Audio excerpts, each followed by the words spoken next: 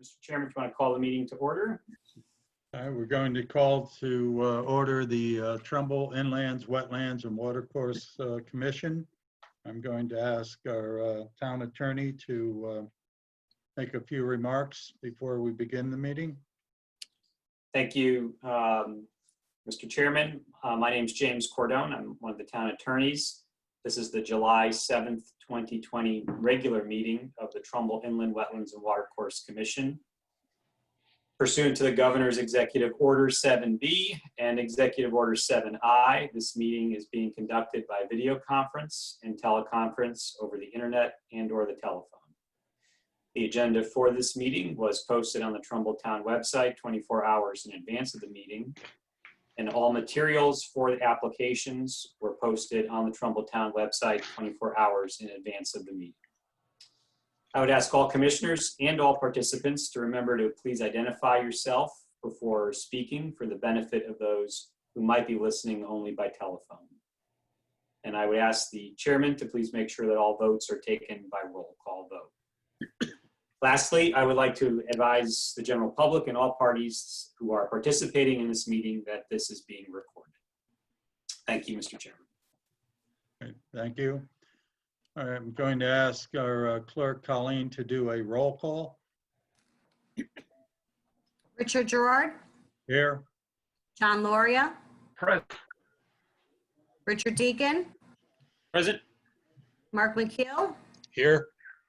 Laura Pooley, Carmine DeFeo, Present.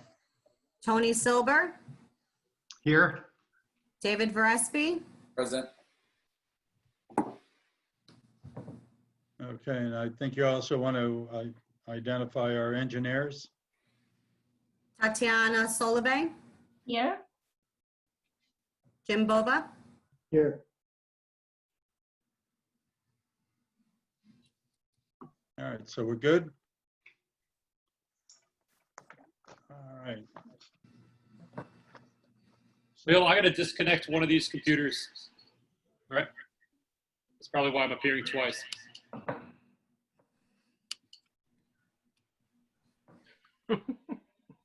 Okay, so you're back on. All right, we're going to go to new business, which is application 20-24. It's a Long Hill Market LLC. It's a permit approval to clean stream and stabilize stream banks within a regulated area at 6540 Main Street. It's a modification of IWWC application 19-16.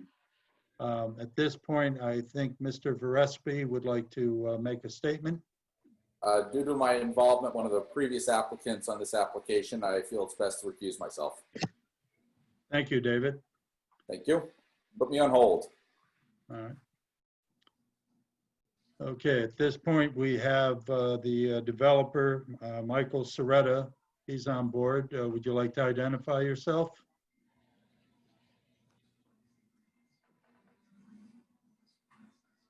Muted.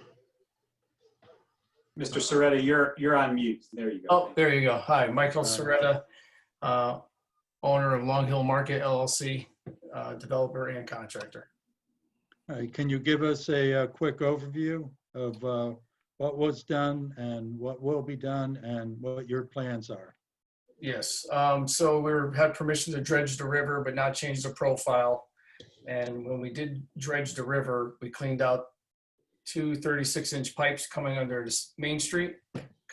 They go under the road into Governor's Ridge Pond. There's about 1.5 feet of silt in those. We took all that out. We dredged the river out, cleaned all the shrubbery out of it.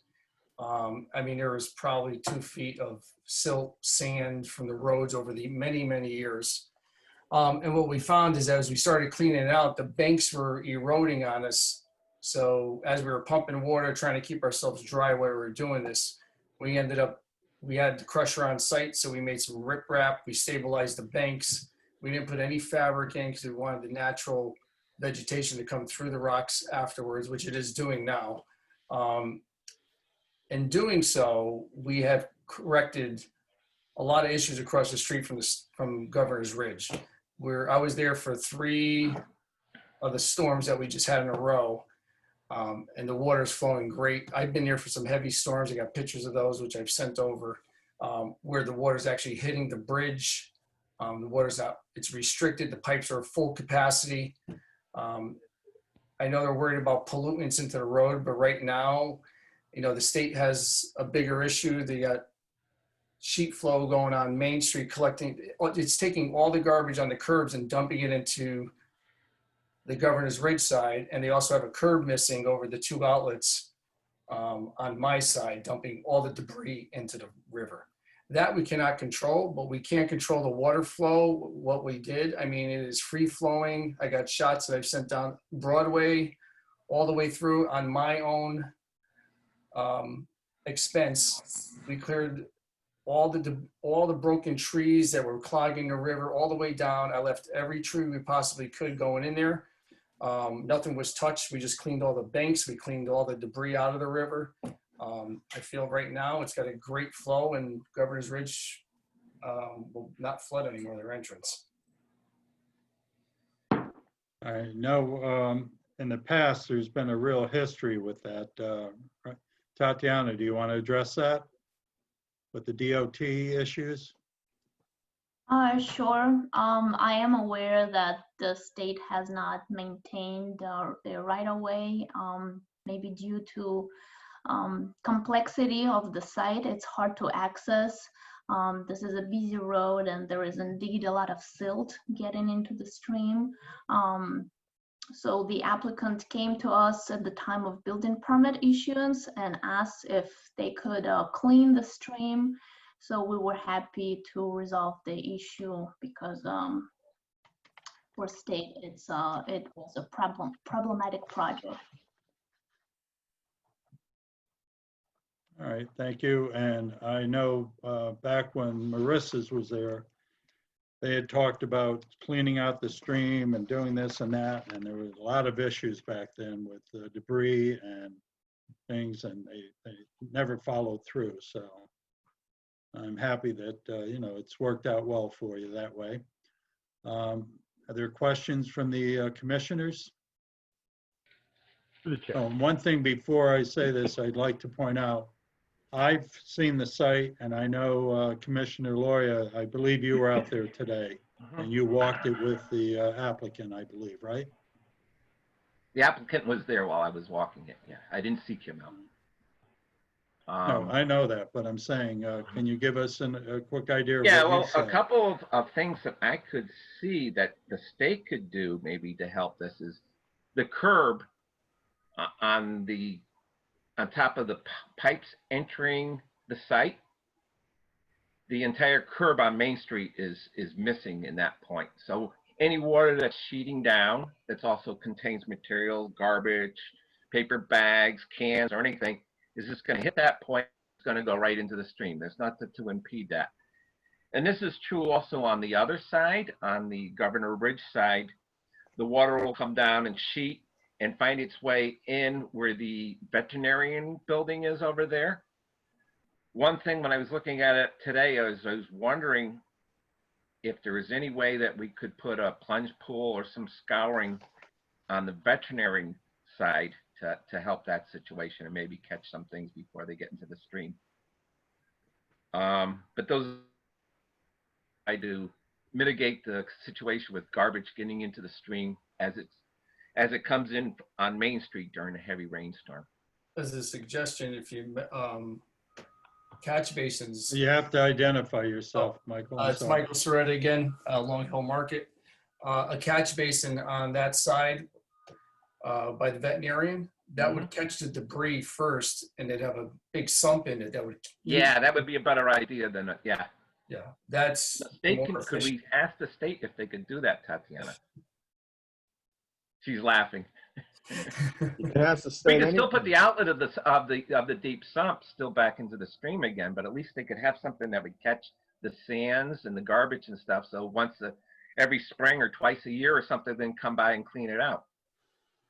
Well, something we can do, John, this is the chairman speaking, that I can request that we put in a letter to the DOT asking for this. Because basically, we've done their job, not we, the developer, by Mhm. cleaning it out. So we're asking for a curb. Maybe they could get out and do that. So the other reason I asked Commissioner Loya, you noticed that the riprap already has greening happening. There's plantings coming through it already. Yes, in some places there were. All right, any other commissioners want to address this? Through the chair. Go ahead, Richard Deacon. Thanks, sir. Question about the riprap, where that is currently, and you know there's that bridge that goes over. We've seen, since Marissa's closed, obviously there's still trash in there. So it's not entirely the fault of whoever is going to be occupying that land, but rather the runoff from Main Street. That bridge that currently exists, do you guys have any issues getting the riprap through that area? Is the bridge, has it been an obstacle to construction at this time? No, actually, we were able to get Um, under the bridge. We cleaned both sides of it. You have to identify yourself, Oh. Mike, I'm sorry. Hi, Mike Soretta, Long Hill Market again. Yes, we were able to clean under the bridge. It was a task, but we got it done. There's a clear path through. The riprap is on both sides, just on the banks. You can see the riverbed. It's really clean now. I mean, there's fish flying, going in and out of there. It's, it looks pretty nice. Thank you. You can't stop by. Thank you. This one further question. The plantings and landscape islands, were all of those planted per the commission's original approval, or any missing? The islands on the property for the new building. Right, those are being constructed as planned? Yes, we haven't started those yet, but yes, they are being planted as approved. Yes, and the rain Okay. garden is right against the riprap on both sides of the bridge. That's good to hear. Thank you, sir. Yes. All right, any other additional Yes, through commissioners? the chair, it's Mark McKeel. Thank you, go ahead. I just want to tell you, I've been out there myself, and I can verify that there's grasses, things growing up through the rocks.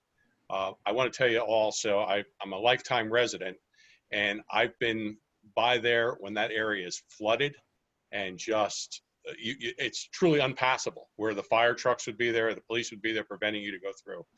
I think they've done a tremendous job in that river. It was Cam Farrar Brook, and it's flowing like I have never in my 60-something years seen that thing flow the way it's flowed, and I think it's really great. And I think that when we addressed this back in June or July of last year, we talked about what would be the impact downstream, and I believe all it's been addressed. Yes. I think that's I'm by there multiple times a day, and I think they're doing a great job. One other comment, Mike, I'd like to ask. I know that when we initially approved this application, we talked about the rain gardens and educational signage Yes. in the rain gardens. I'm sorry, I'm going to be a pest on that, because I think even our first selectman posted something in that there would be educational signage in there. So I have no, excuse me again, it's Mike Soretta, Long Hill. I have no problem doing that, but I'm gonna let you guys do the verbiage. listen, I'd be more than happy to volunteer to be Okay. a part of that with you, Mike, or whomever you would like to assign to that too. Because I've shared with the commission some pretty cool examples of rain garden verbiage. So Great, I'd like to see that. okay, Attorney Cordone, I don't know how I can get that to him, or if I have permission to do that. No, you would get it to, I didn't mean to speak over you, get it to Tatiana, then Tatiana will get it to the developer. Is that good, Jim? Yes. Excellent, excellent. And no time did your lips move. Sorry. Thanks, Mike. I'm going back on mute. You guys have done a nice job there. Thank you. Okay. Any other commissioners? Chairman Gerard, yeah, I'd like to ask a couple of questions. Identify yourself, please. Yeah, sure, Tony Silver. Go ahead, Tony. Mr. Surratt, I was wondering if you had seen the letter from the Conservation Commission suggesting some improvements with the riprap. So it's not just rocks, and the native vegetation actually takes over and covers the covers the banks entirely rather than, the non-aesthetically pleasing, rocks that we see commonly, around development. Not to interrupt you, Mike, but we will be addressing the report from the Conservation Commission and pointing out there's 6 points of what they're looking for, of which one of the things they want is the greening of the riprap. So, but I'm pretty sure, Mr. Sreda, you did see the report? No, Did you get a copy yet? Not yet, no. All right, Tatiana will get you a copy because we just got it late today. Okay.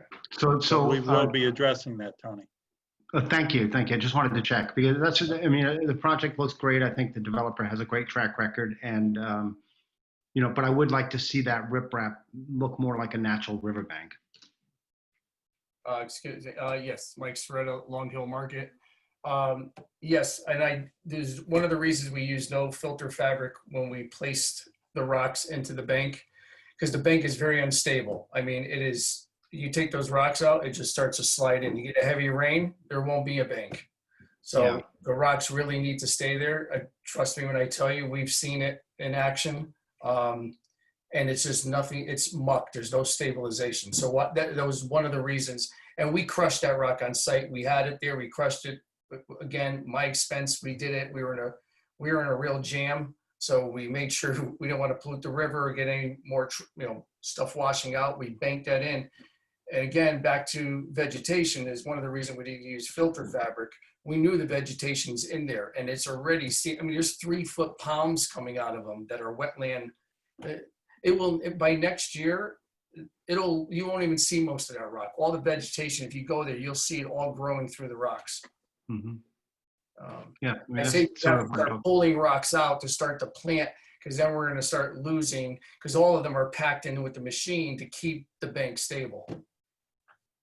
Right, and I actually don't. This is Tony Silver again. Yes. I don't think that if I read that report correctly, I don't think she's asking for that. She's asking for the commission. I shouldn't say she. They're asking for some sort of what you're describing. Using the riprap as a base, a natural vegetation growing through it. And I don't know if she's implying that it be all season or what. So I'm sure we're going to address that later. So I won't belabor it. Thank you, Mr. Chairman. All right, Through any the other? chair, I got a question for Mr. Soretta. Go ahead, John Loria.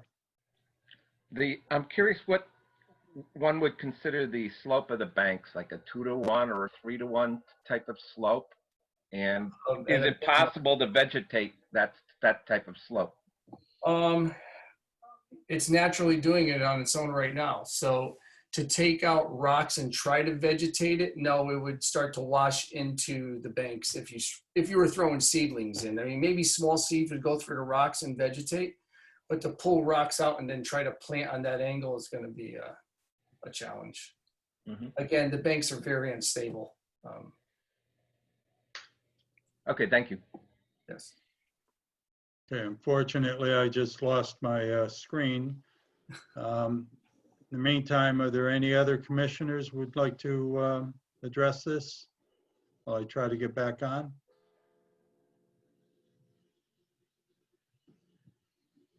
Through the chair. Go ahead, Carmine. Yeah, Carmine DeFeo. It's regarding the letter. How was that sent, and how can I get to see that letter from the Conservation Committee?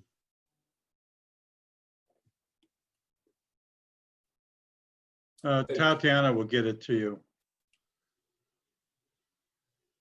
Mr. Chairman, this is Tatiana. So I believe Colleen emailed it this afternoon. We had no time to print this out because we only received it last night. Yes, it was in my email in a zip file, and there were 3 other small files in there that I can't load. There's no extension on those. I don't know if they're JPEGs or what. Okay, this is Carmine again. I do have it. I just didn't scroll down far enough. I saw those 3 letters for the other application. I didn't just scroll down far enough for the the other letter. The other three are for Old Dyke, Carmine. Yeah, I know. I have this letter now.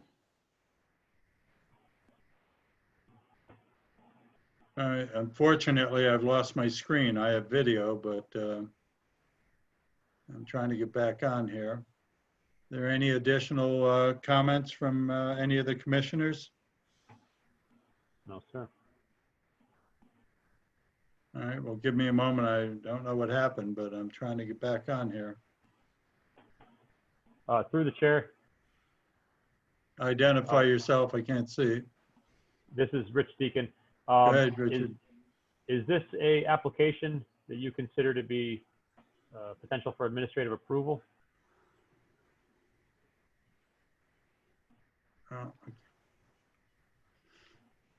What are your thoughts on that, Mr. Cordone? You think we could do that?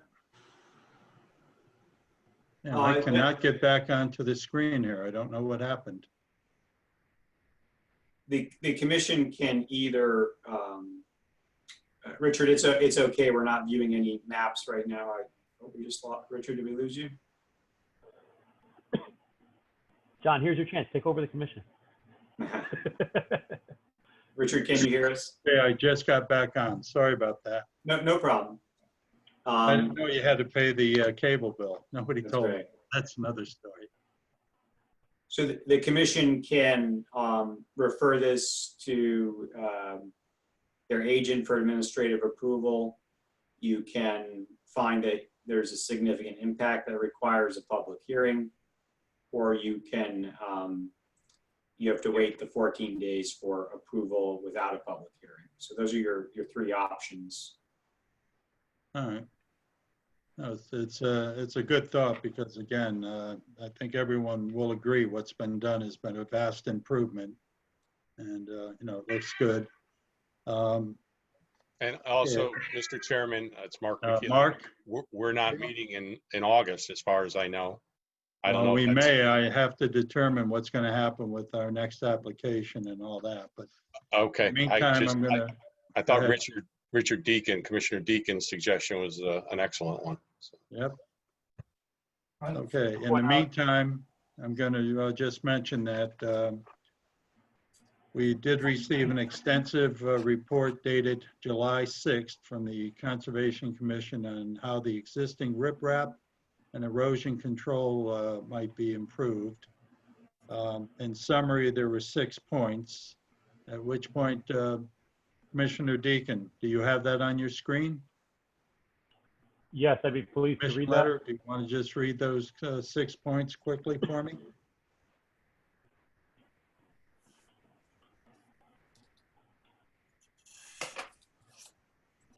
Because I have them here if you don't, so. Okay, this is going to be referencing the following. It's the last page where it says it is the recommendation of. Yep, we got it right here. It is a recommendation of the Conservation Commission, as discussed at our meeting of July 1st, that the following, and there are 6 points. 1, the developer worked with the town on, quote, greening the riprap on this side by adding native waterside plants into the riprap. Number 2, no more vegetation, shrubs, trees, plants to be removed from the streamside area. Number 3, silt fences, hay bales, or coir logs always be used at this and every site along a waterway as expected. Number 4, native plants, shrubs, and trees to be planted in the regulated area, replacing any lawn in the landscape plan. Number 5, the town of Trumbull mandate alternative methods to the use of riprap in future applications. And number 6, water testing be done on the discharge coming out of the storm drain as referenced in the photo. And this is, of course, a letter from the Conservation Commission, Mary Ellen LeMay, Chair, and others. All right. Thank you. Are there any other comments or questions on this application? All right. Attorney Cordone, considering the administrative approval, can we take a vote on that now, or should we do the other application and then come back to it for work session? Either way is fine. There's no legal requirement, whatever you prefer. All right. Through the chair, Well, I think, through the chair, if we're going to be discussing the possible administrative approval, I'd like to add draft conditions that the wetlands agent can consider in for approval or denial of that project. all right. through the chair, this is John Loria. Go, I would like John. to also discuss all these 6 points before we make that motion so at least our agent will have an understanding of what we expect.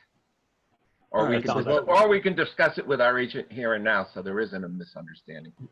Okay? Because the only reason I mention now is if we go into work session, I believe, Attorney Cordon, we'd have to recuse David again. Right? That is correct. Mr. Chairman, I do note that in the participants, Mary Ellen LeMay is the chairman of the Conservation Commission. This is not a public hearing. It is not open to public comment. Conservation Commission did issue a report. I don't know if Ms. LeMay cares to make any comment on behalf of her committee.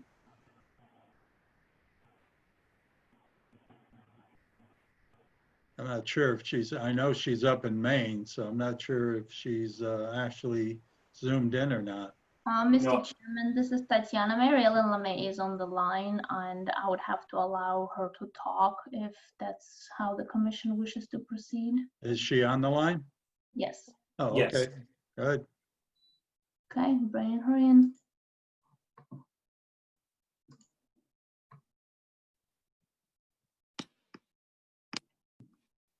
Mary Ellen LeMay, can you hear us? Yes, I can. Can you hear me?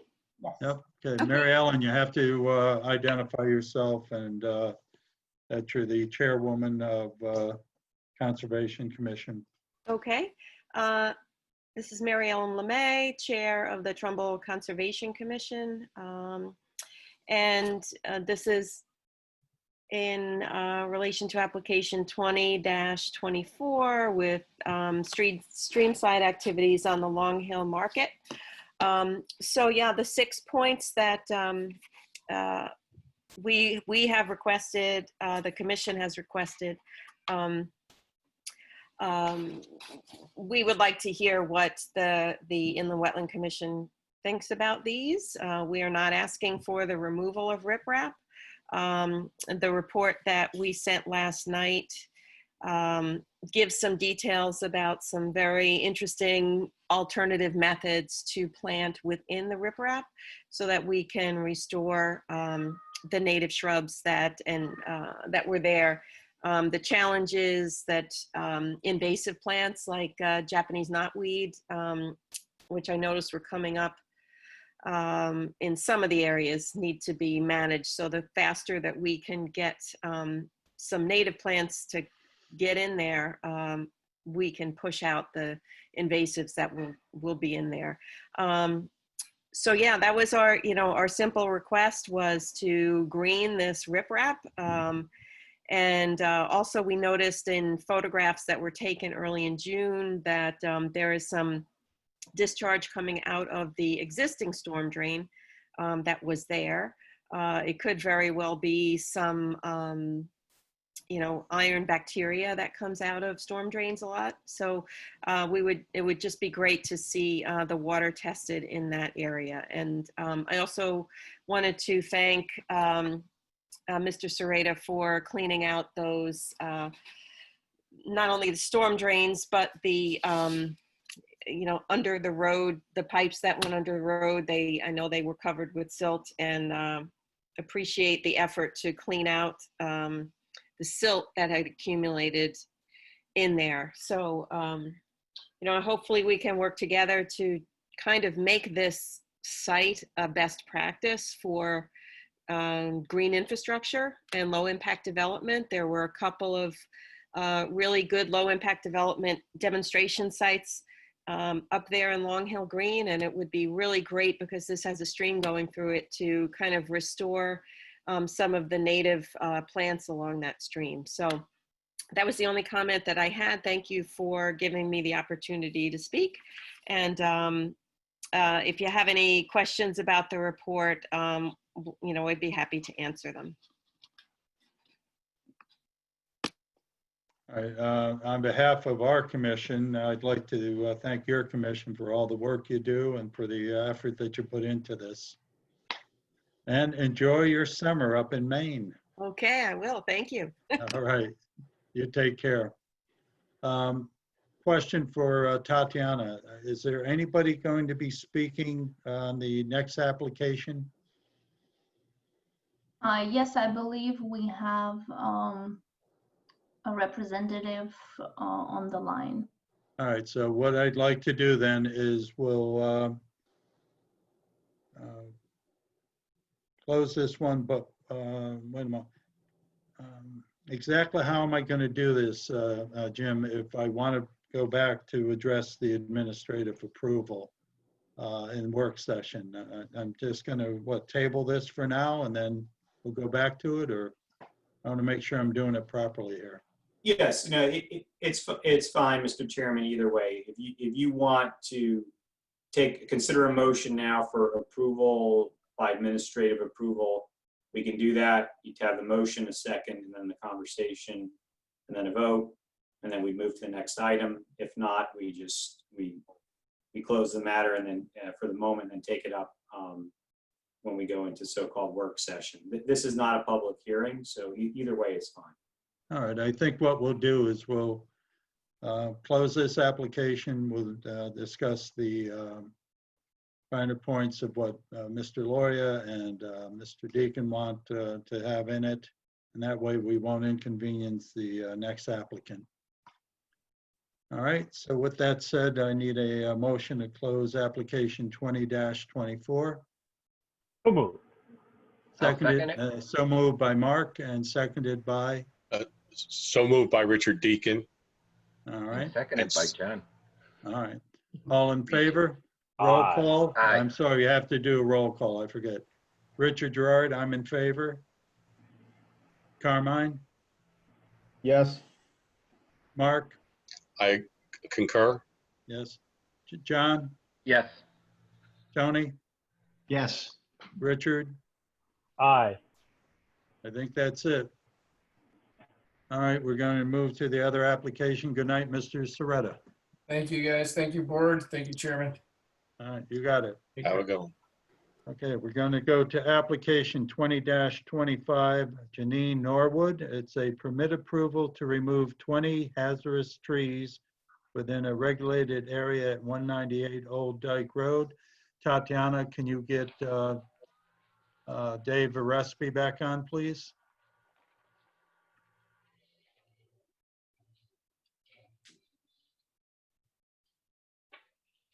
Okay, so for the record, David has rejoined us. Back in town. All right. And I see, is Mrs. Norwood on board yet? Nope, this is Mary Blackburn. I'm with Solely Engineering. I'll be representing. Okay, if you can identify your company and Yep. that and give us an overview, I would appreciate it. Yes, hi, this is Mary Blackburn. I'm a licensed landscape architect in the state of Connecticut, and I work with Solely Engineering in Monroe, Connecticut. I do have a PowerPoint, and I'm not sure if I can share my screen, and I can kind of run you through that. Mr. Chairman, I'm bringing her in as a panelist to share her screen. Okay. Give us a moment. Okay.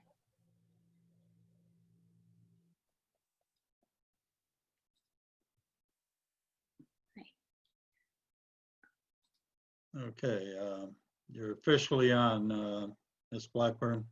Hi. So let's see. Are you just seeing my camera or are you seeing my screen?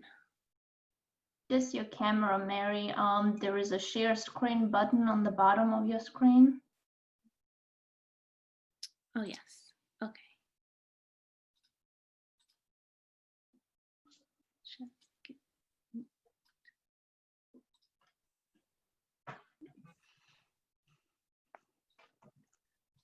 Okay. Can you see my screen now? Nope. We see you, we don't see the PowerPoint. Thank you. Oh, there we go.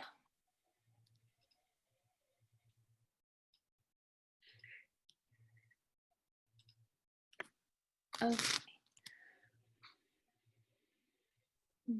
So this is just to give a little overview of the property. We have the town of Trumbull, and the property is located at the northwest corner of Pinewood Lake here. You can see the property.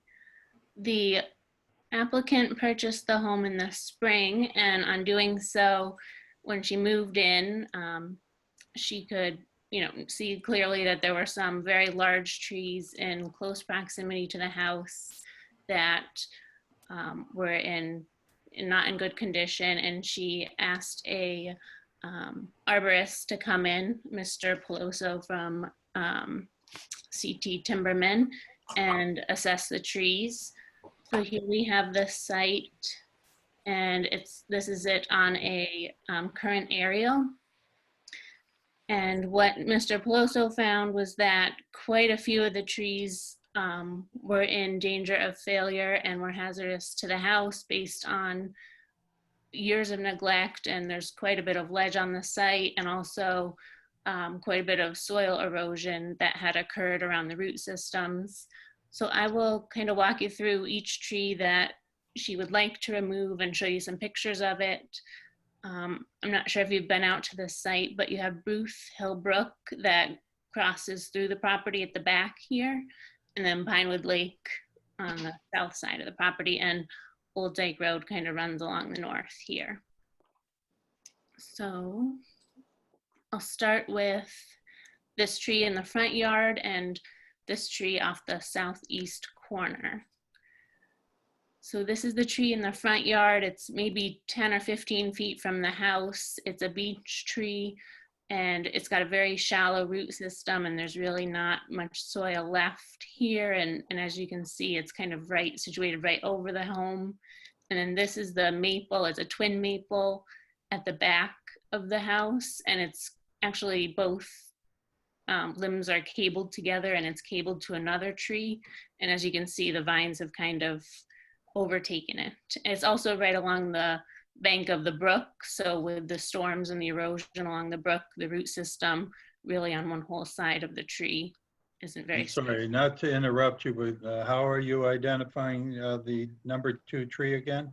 Oh, that tree is this yellow X right here. Okay. So kind of off the back, there's a patio. It's hard to see with the tree cover in the aerial, Okay. but there's a bit of a patio and then a lawn area. And then this is the brook. So it's right on the edge here. Yep. And then the next pictures, I'll show this group of trees kind of along the slope down to the brook. And then there's a number of beech trees in the back lawn area. So here you have a variety of maples. This one very close to the house again. And then the remaining ones are, again, strangled with ivy. And this one's right along the bank of the brook, and really no root system on this side of the tree. Okay, and what are the type of trees? You said maples, and what else? These 3 are maples. Actually, I believe all 5 are maples. Okay, so there's 5 maples. Are those swamp maples or are those sugar maples? I couldn't get in there enough to see. I can check with the arborist or make a site visit and let you know. But again, it's kind of really overgrown, and everything's been limbed up so much, it's a little difficult to tell. And then this is the beech. It's actually 2, but one's a kind of a triple trunk here, and that's very That's close one near to the bridge? Yes, exactly. Okay. So the bridge kind of crosses through here, and then there's a lawn area, and it's right in the middle of the lawn area there. Okay, and what is the issue with that one? It's very close to, as you can see, it's quite large, and it's right over the canopy is right over the house. And there's really not much area here for the root system. It's quite shallow. She'd like to replace it with a magnolia understory tree that's not going to be so, so close to the house and have the canopy and the limbs right above the roof in the backyard area. And that's, so you're saying, what is that, a group of 3? You're saying there's one that's a split one. There's one, and then this is all one trunk system, but it's 3 leaders that come off of it. Okay, so there's 2 trees, Yes. 1 3 split. Okay, go ahead, please. And then the next pictures we have 2 trees across the brook here, and then a group of, I believe, hemlocks down by the water. So as you can see, the hemlocks, probably when they were planted, somebody, wanted an instant screen and planted them 3 feet apart, and it was great then, but as they matured, there's not enough space for them to grow, and they've been limbed up, and they're right next to the fence here, and they really kind of passed their Okay, mature. you jumped past the 2 trees that you were discussing. Yes, these 2. And what are they, please? So this one is a maple, and I believe this one was an ash tree. The maple's the one covered in the vines. Okay, and what are the issues with those 2? And then again, these are right on the bank, and the root system of both of these, with the storms that come through, the water gets quite high and it's eroded much of the root system on this side of the tree, making it unbalanced and unsupported over here. All right, and then not to interrupt you, but then you went to the, I believe you said the hemlocks, and there's 5 of them? There are 7. There's 1. 7? Okay, 7 hemlocks. Yeah, 7. One of them has a split trunk here, or 2 leaders. Hemlocks. 1 split, okay, and so what is the issue with those, please? So when they were planted, they weren't given enough space. Somebody probably wanted just an instant, screening, and they planted them probably 3 to 5 feet apart at max. And as they've grown over the decades, they've really not had enough space to grow and be healthy, and they've been limbed up along the way as well, and now they're top heavy and they're in declining health. Okay, are there other trees? So that's all of the trees that she would like to remove. And there is, just to point out, this is 0.4 acres of the property, about half of it, that is all wooded, and she doesn't, want to do anything to that portion of the property. Really, the trees she's concerned about are the ones that cause a threat to the house. And then I can go through the proposed planting plan with you. Now, in your application here, You have to identify yourself. This is Commissioner Varespi, registered landscape architect. In your application, you indicate that soil erosion is a major reason for the need to remove these trees. Is there a reason why you didn't include any of the pictures so that we could see that was, the condition along the stream bed, or maybe you have those pictures of the eroded soil bank where the exposed roots are so that we could look at it? I've got this one. So this is the bank right here, and you can kind of see how close they are. They're right on the bank. We can see the trees on the brook there. Just for background, I grew up on 185 Old Dyke Road and frequented the Pinewood Lake community parcel just adjacent to this. Okay. And that brook is not a mud bank brook. It is a rocky stream with large boulders all along the bank and the stream. So I'm curious, we'd really like to be able to see the erosion, not just, yes, there's a tree on the bank, because the tree on the bank isn't necessarily a hazardous condition. But soil erosion that's undermining the tree certainly is. And we definitely need to see that and, understand that condition. Right. I think it's a combination of that, the lack of maintenance over the years, and then all these vines that have kind of strangled the trees and all of their proximity to each other, kind of competing and being right over the house is the main concern. All of these conditions, not just the soil erosion, but.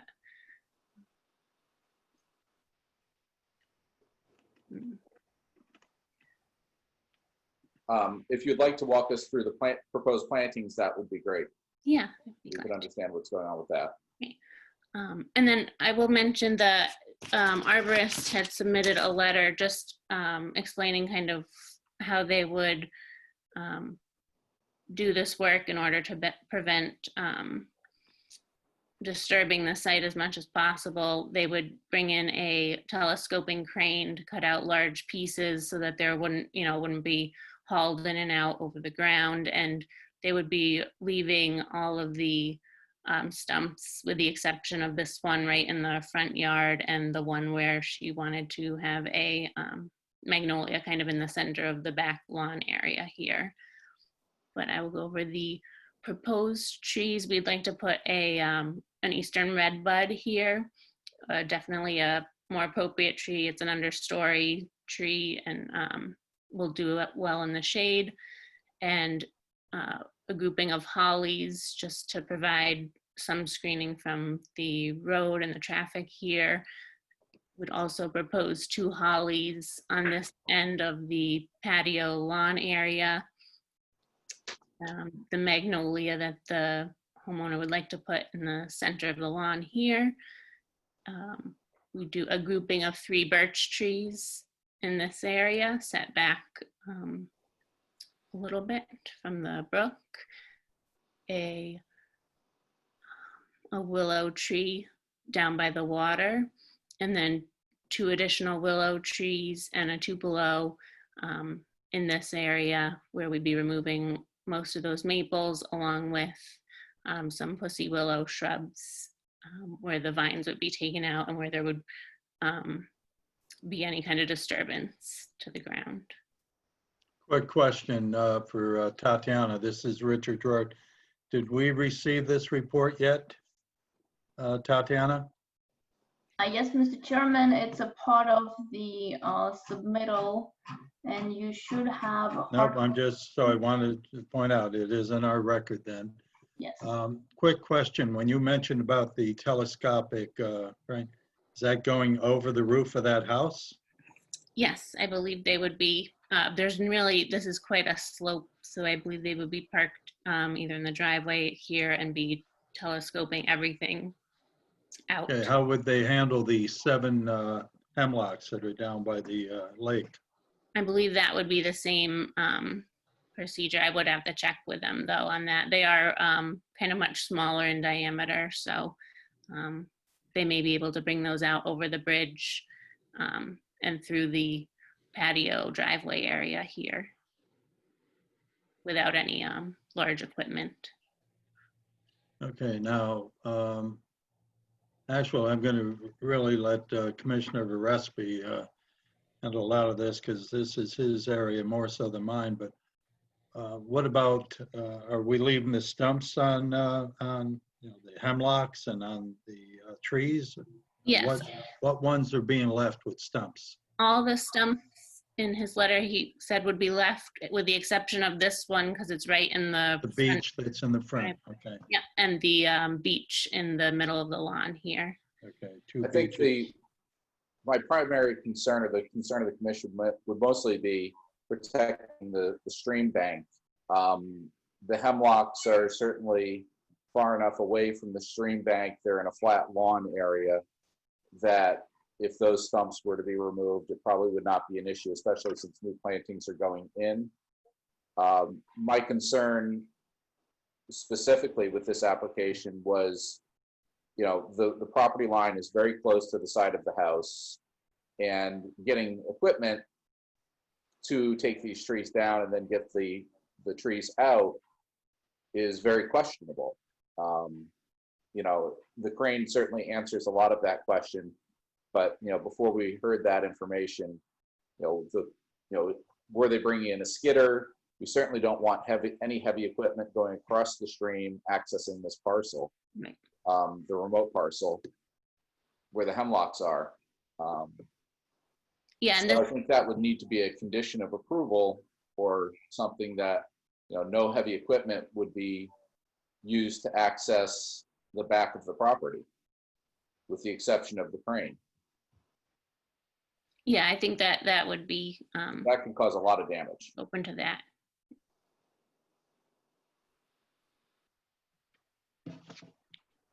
Are there any questions from any of the other commissioners? Well, we've got a pause here. I have a question about the plantings. This is Go Commissioner ahead. Murphy again. Okay. The southern magnolia that you've got specified for the middle of the patio next to the bridge, were there other alternatives that might be more native that you would consider for that location? I think, yeah, the Sweet Bay magnolia. That's typically a more southern tree. Yeah. We could certainly look into other options. She does like magnolias, so she did want, and that's kind of right in the middle of a lawn area as a focal point. So she did want to include a magnolia, but would be open to certainly block a lot of the views out to the water. Yeah. Yeah. There are other varieties of magnolia that might be more appropriate for this location. Yeah. But that would be fine. I was just thinking more native trees. Mm-hmm. Through the chair. Go ahead, Richard Deegan. Thank you, sir. Based on what Commissioner Varespi said, traditionally the commission does request and require applicants to plant native trees, and that native range has been traditionally either New England or Connecticut. Just as a matter of precedent, it's generally been followed. And a question, is there a total amount of trees listed? I was having trouble finding the total amount that's being proposed to replace the 20 that are being harvested. There are 17 trees being proposed. Okay, and none of those are, I should say that all those with the exception of the magnolia, are those going to be native to New England? Yes. Okay, thank you. Okay, any other questions? Because I can't see everyone on the screen right now because of the PowerPoint. I can stop sharing that as well if we don't need to reference it. Before we take it down, any other questions on the PowerPoint presentation? Yeah, it's Mark McKeel through the chair. Good, Mark. So Richard Deacon, I'm looking at the Commissioner Deacon, the planting plan, and I count, now you said 17, but there's also 5 of the hollies. Are those considered trees or are they bushes? Because I'm counting 20 total trees taken down and 20 replacements. So the hollies I would consider trees. They get to be quite large. All right, so let me just do my math again. 6, 7, 8. Yeah, 14. Oh, I'm sorry. 2 understory and then 12 of the other trees that are there. Yes, I'm sorry, 14. Mine's still adding up to 20. Because you're adding the shrubs. The upland shrubs are not trees, right, David? The upland shrubs, that particular one is sort of, it's an understory shrub tree. It'll get to 12, 15, 18 feet high. So it is good for screening and an understory, which is definitely lacking on this property. So I think those would probably qualify. They actually would provide better habitat than the large trees that are there now. Oh yeah, pussy willow that I know are I don't know technically, but I always thought they were trees. So they're kind of they're an understory tree. So okay. They've occupied that group between large shrub and small tree, because they're usually multi-stemmed, and they get to be about 18 to 20 feet tall. Right. And it's a nice understory tree. Yeah. that provides a lot of wildlife benefits and habitat, etc. Thank you. So I'm fine with those being included in the count, because I think they do provide a lot of diversity. Through the chair, Is that Carmine? Deacon. I'm Question- sorry, I don't have you on my screen. Go ahead, Richard. Just a question for Mr. Varespi.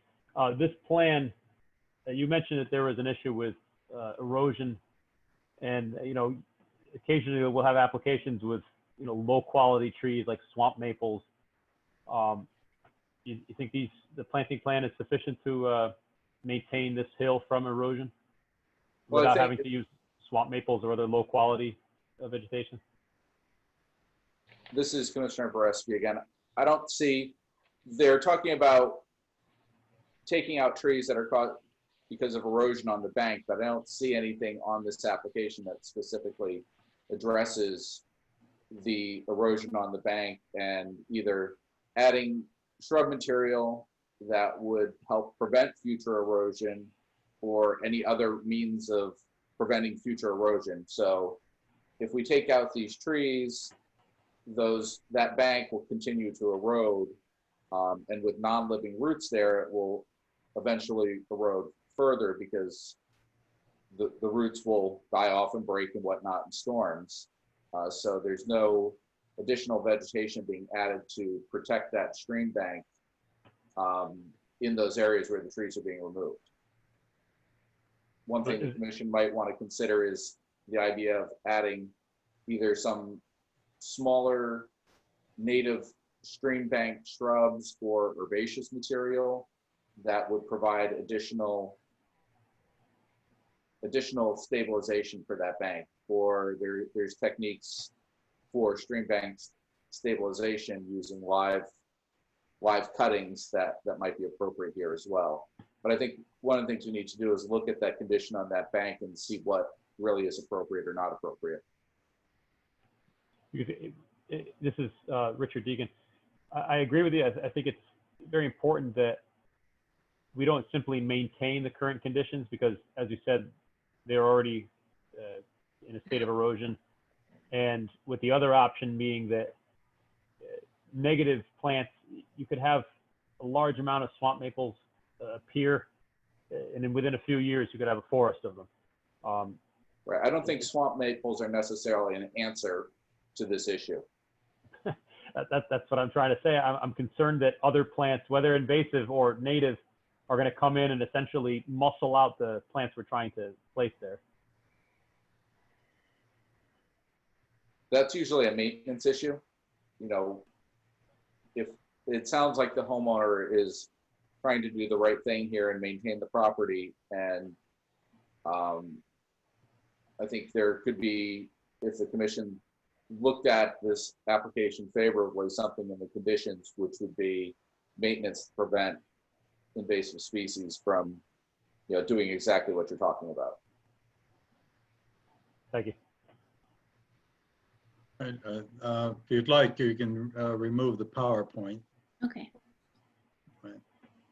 Okay, are there other comments, questions? Tatiana, did you have anything on this? Yes, we actually have a couple of comments from the Conservation Commission Chairman, Mary Ellen LeMay. They're typed in the Q&A section, or I can read them if you'd like.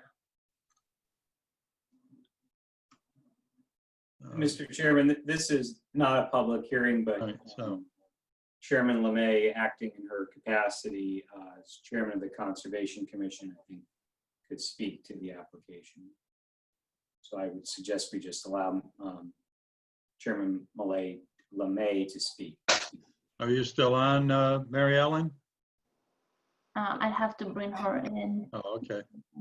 Oh, actually, no, she's in. Mary Ellen LeMay? Yes, I'm here. All right, did you want to go over your comments about this application? Yeah, I just had a question about what the species of willows were. The landscape architect mentioned a few plantings of willows, and I was wondering what species of willows they were. Yes, this is Mary Blackburn. We are proposing for the trees Salix nigra and for the shrubs Salix discolor. Okay, that's great. So that's black willow. So they're not weeping willows, which are not native. And so the other question I had was similar to David Verespi's in terms of the trees that are right there stream side.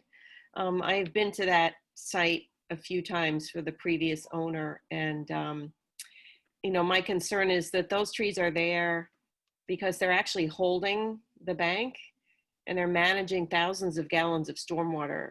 If the water there was impacting them, they'd be dead already. So they're actually kind of like nature's riprap. We were talking about riprap in the previous application, and you know, those trees are there because they're providing a ecosystem service by holding that bank. So you know, of course, there was no photograph of the root system being exposed there, but they actually help to prevent erosion. So it would be beneficial, I think, to have a more detailed evaluation of those trees that are right there in the stream. And if they are swamp maples or whatever they are, swamp maples are not necessarily low quality trees. They're red maples, and they're called swamp maples just because they can grow in wetland soils, they can grow in dry soils, they can pretty much grow everywhere. So they're pretty resilient trees. So so that was the only question I had, was the willows and those stream side trees, you know, the real stronger evaluation of the health of them before we take them out. Thanks for the opportunity to speak. I appreciate it. All right, thank you, Mary Ellen. Okay, I think what's going to happen once we discuss this in our work session is I think we're going to have to walk it to check the erosion. The other thing I might want to suggest, I think we might want to get our tree warden to come out and do a walk, because we've had 3 emails from neighbors, and they're all concerned with the amount of trees that are coming down. And as Commissioner Verespi said, you know, we're seeing pictures, but we're not really seeing any effects of what you know, the erosion situation is. And as Commissioner, or not Commissioner, but as Chair Mary Ellen LeMay just said, you know, right now these trees are stabilizing the banks to a certain degree too. So, comments from you, David? Do you agree? I would agree with that. I have a question of whether the Pinewood Lake Association has been notified on this application, since there's an abutting property there for the community access parcel, and that's where those hemlock trees that are supposed to come down are immediately adjacent to. This is Tony Silver. Their president wrote a letter. Okay. That letter, Tatiana, is that in the Mark record? McKeel, that letter was part of the package Colleen sent out this afternoon. That's the one of the emails, right, Tatiana? Let me check.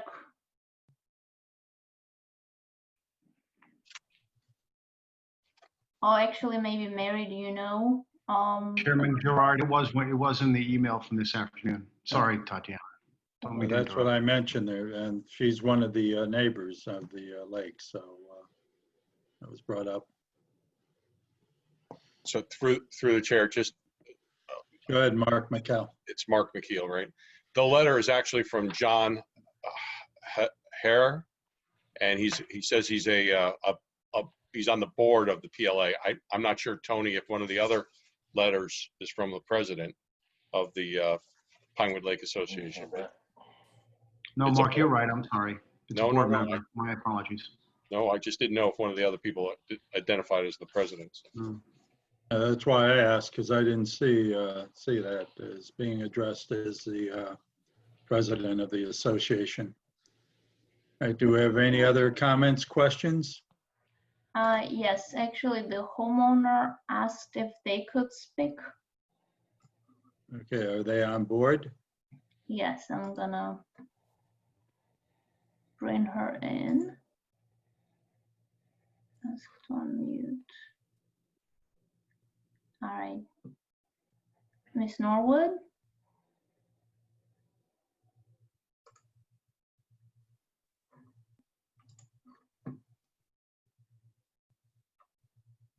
Miss Norwood is unmuted, so she should be able to speak.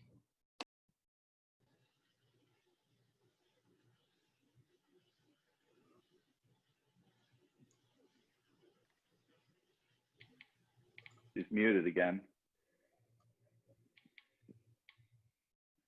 Is she coming on via phone, Tatiana, or is she on screen? It's on Zoom, it just doesn't have a video. Okay. If I may speak, Mr. Chairman. Go ahead. You have to identify yourself. It's Mary Blackburn. If we can't get her on, I know she would be glad to have the commission come out, I think. Oh, there she is. There she is. Yeah. Welcome. Please identify yourself and give your property address, Ms. Norwood. We can't hear her. Can't hear. No audio. Unmute. So Miss Norwood is unmuted, but it looks like she's having problems with her earbuds. All right. And I failed sign language, so. Technical support to the rescue.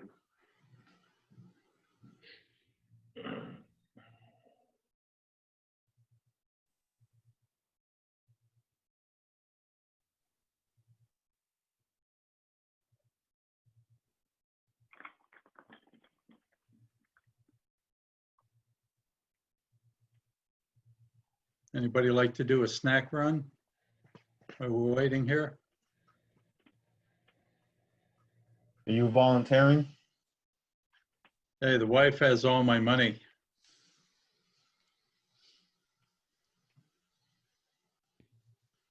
We see a quarter of somebody up in the corner of the screen. Hopefully he's technical support. Yeah.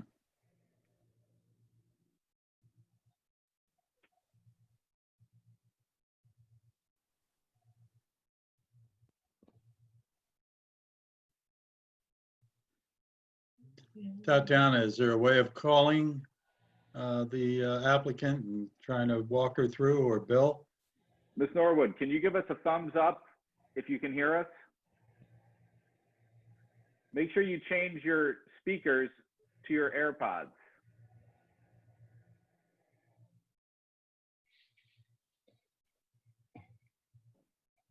Change the default audio to your AirPods.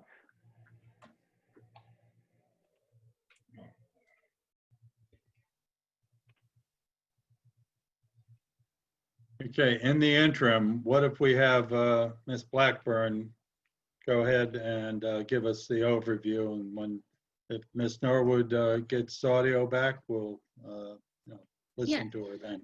So I know Ms. Norwood was inviting the commission to come out and look at the property prior to making the application, and she would be glad to have the commission members come out and look at the condition of the trees.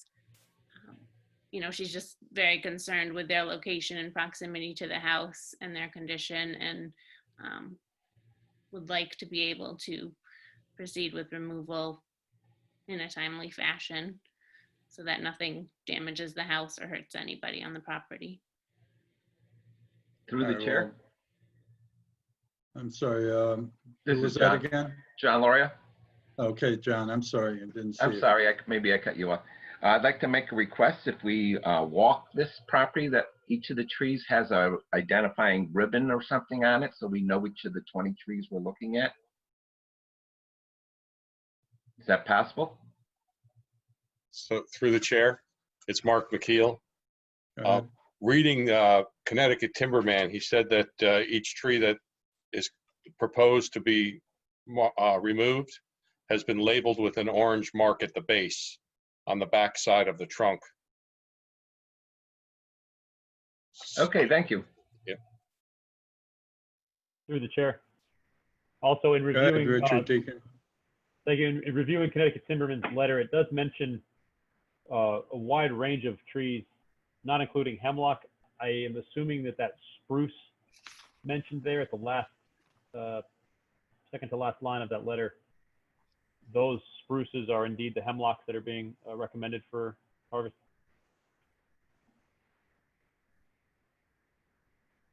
Yes. Okay. So it's spruces, not hemlocks?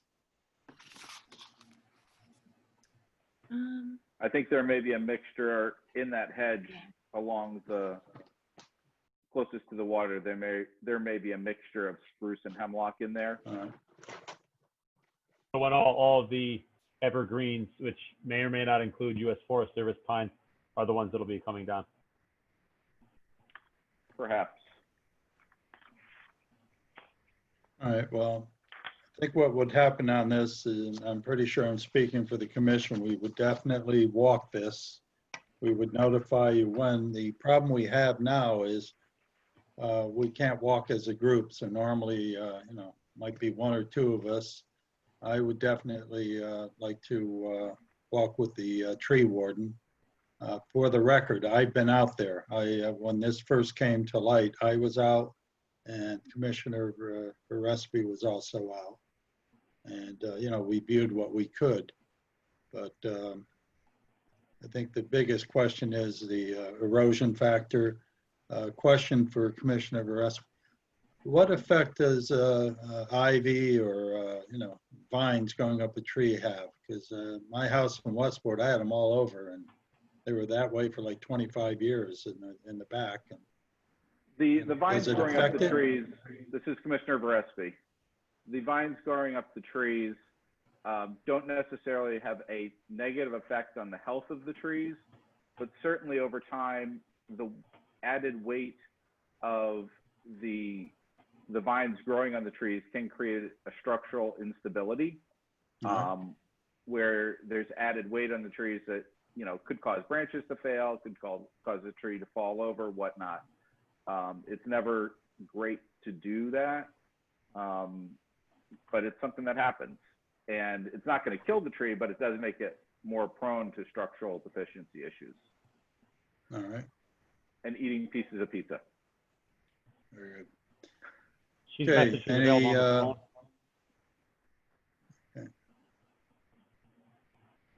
Yeah, I'm gonna try to bring the homeowner in. Looks like I have one number in here. Hopefully that's her.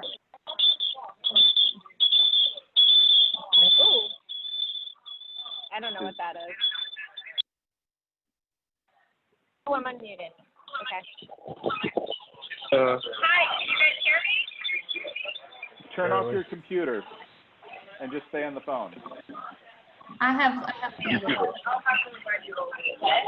off your computer, just stay on the phone. Just turn the volume down on your computer to prevent the feedback. What's that? That wasn't the problem. Okay. Try it now.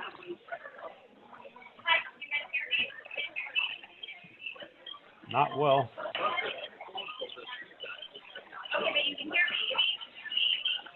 We're having issues really being able to decipher your conversation.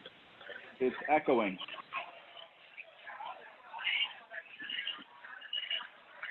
So close the Tatiana, Zoom can you meeting. speak through the phone to her? Well, she's on the line with the meeting.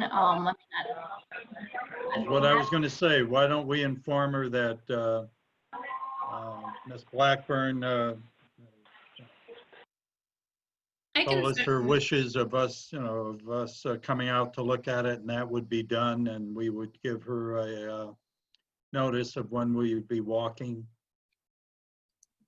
I can try to reach out to her as well via the phone.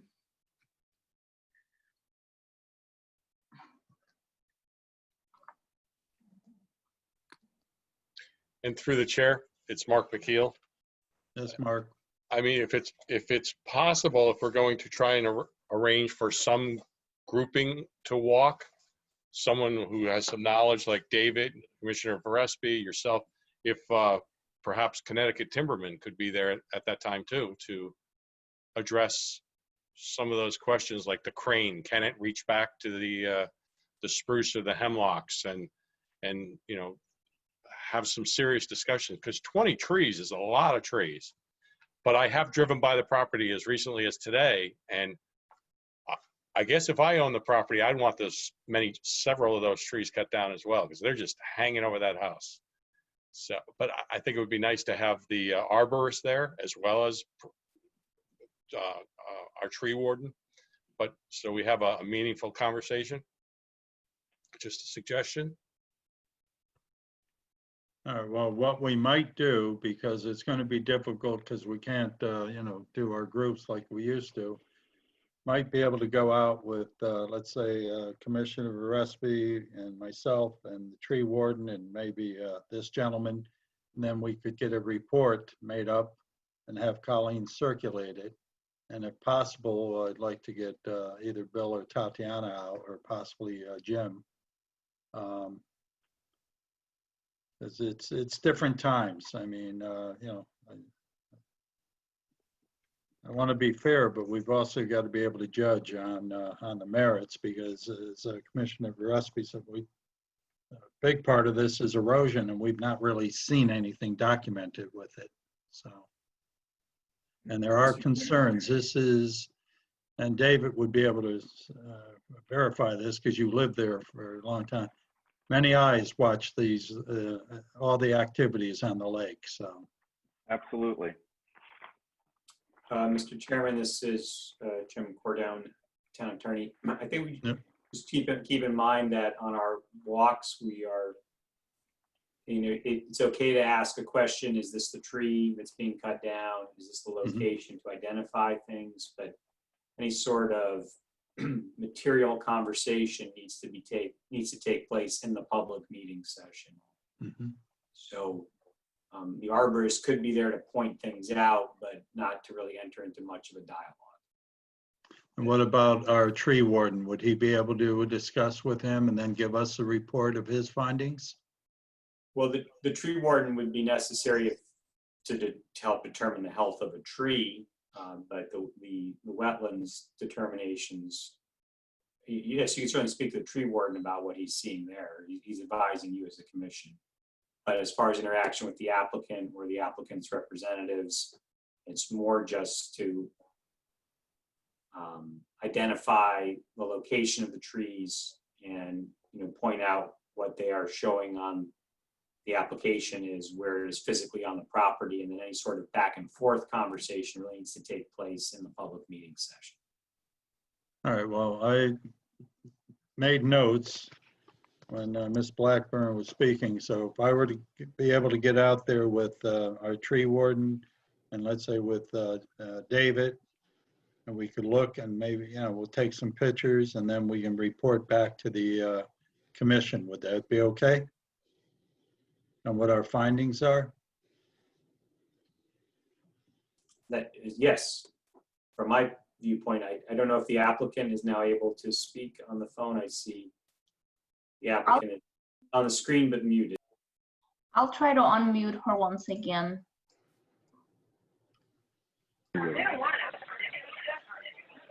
Ms. Norway? Ms. Norwood, this is Attorney Cordone. I'm wondering if you can, your phone is on speakerphone, if you can maybe take it off that and try and talk.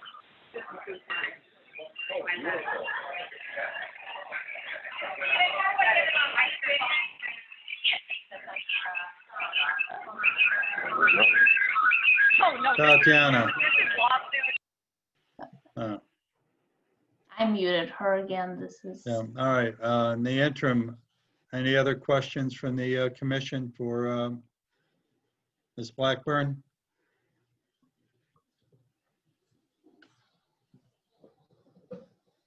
She's leaving, this is David Verespi.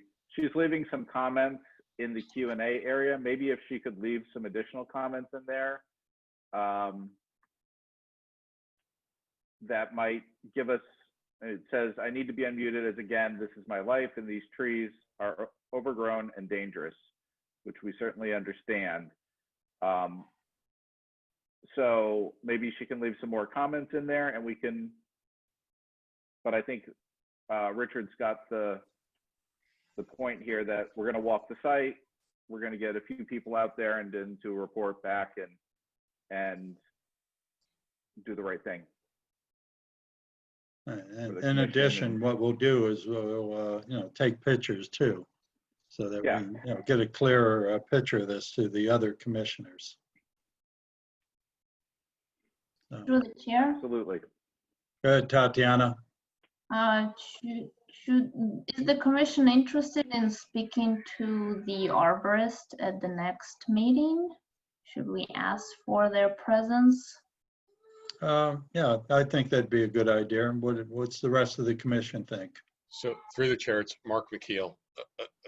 Attorney Cardone, you're absolutely right. That I didn't mean, I'm sorry, I did not mean a meaningful conversation at the site, but there's going to be, this is new business. So once we decide to accept it, there's going to have to be meaningful conversation at the next meeting about what we really determine. So the pictures, the arborist there would be I think a big help. Or what we could do, Mark, is have the arborist go out by himself and he can take his pictures and we will go out with our tree warden and I will get pictures taken. As, it's. I agree. Yeah. This is Jim Cordone again. It sounds like a good plan. Ms. Blackburn, are you able to communicate with your client? Because I am reluctant to not have her have the ability to speak at this meeting. So I don't know if you can talk to her on the phone and maybe put her speakerphone up to your computer. Yeah, I will try her. I've tried her several times. I'll try again. Okay, and I don't know if Ms. Norwood can hear us, but we are trying to connect with you so that you could speak at this meeting. Through the chair. Go ahead, Richard. Just in the interim, as we wait for the applicant, I know it's generally been the practice of the commission in recent times in its application conditions to have the town engineer as opposed to the tree warden be the consultant. Furthermore, since we have the arborist on site, do you consider it necessary to involve the tree warden in the application, considering that the tree warden, other than this invitation, would, as a matter of right and fact, generally not participate in inland wetlands matters? Well, that's true. We have two now. We have, there's another gentleman that's been assisting Warren, but other than David, I mean, he's the most knowledgeable, and the issue has been made that these are dangerous, and there's issues of time is of the essence. I'd like to get a gentleman that's been doing this for many, many years and knows this area. You agree, David? This is Commissioner Varespi. I would prefer to have one of the town engineers, either Tatiana or James Bova, on site, because between the client's arborist and myself, we can make some assessments about the health of the trees. And then it really comes down to a soils issue of, what is the stability of the slope? What's happening here structurally with the soils? Is there a fear of additional erosion that I don't know if the tree warden is going to be qualified to address? All right. I would prefer to have one of the town engineers there as opposed to the tree warden.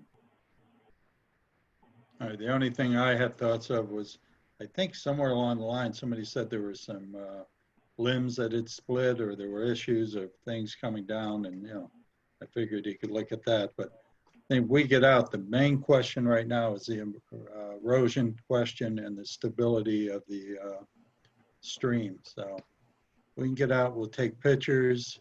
If I can get Tatiana or Bill out with us, or Jim Bova. Through the chair, if I may Yes. speak. I was able to get It's Mary Blackburn speaking, Yes, by the way. Mary Go ahead. Blackburn.